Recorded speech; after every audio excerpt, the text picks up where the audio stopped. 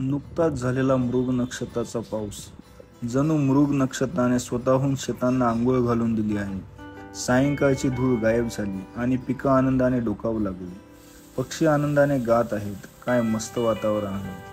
पावसाचा हा मधुर आवाज, वाऱ्याचा हा शांत आवाज मन शांत करत आहे. मला तर वाटतं मृग नक्षत्राने आजकालच्या धावपळीच्या जगात थोडा वेळ थांबून शांतपणे विचार करण्याची संधी दिली आहे.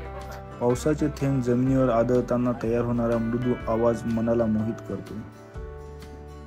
कोरड्या झालेल्या ढेकळांना तहान भागवून त्याच्यातून पालवी फुटणारं मृग नक्षत्र सगळीकडे चैतन्य भरत आहे आणि सर्वांचं मन प्रसन्न होत आहे. जणू काही निसर्ग नव्याने जन्माला आलेला आहे. शेतातील माणूस पावसामुळे डोळे मिटून आनंदाने डोलतो. त्याच्या चेहऱ्यावरचं समाधान आणि कृतज्ञतेचे भाव सर्व काही सांगून जातात. दरवर्षी हे नक्षत्र आपल्याला पावसाचा अमृत वर्षाव करते. आपल्याला जीवनात आनंद आणि समृद्धी घेऊन येते. मृग नक्षत्राचा हा पाऊस आपल्याला निसर्गाशी जोडून ठेवतो आणि आपल्याला त्याचं महत्त्व समजावून सांगतो. आज आपण सर्वांनी मृग नक्षत्राचा आशीर्वाद स्वीकारून निसर्गाचे ऋण मानले पाहिजे. असं वाटतंय भाऊ. एकदम मस्त वाटते. नेहमी यायचो तेव्हा सिंगल राहायचो. फोटो काढायचो.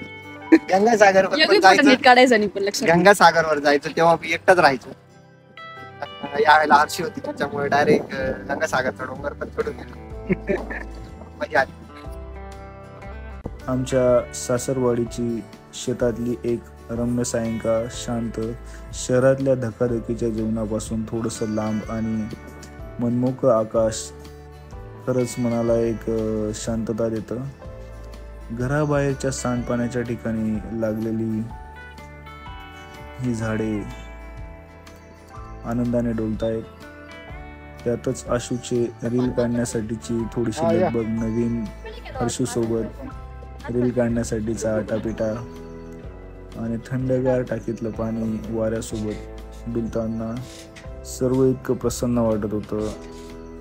पप्पा सांगतात की मृग नक्षत्राचा पाऊस खूप वर्षानंतर आलेला आहे.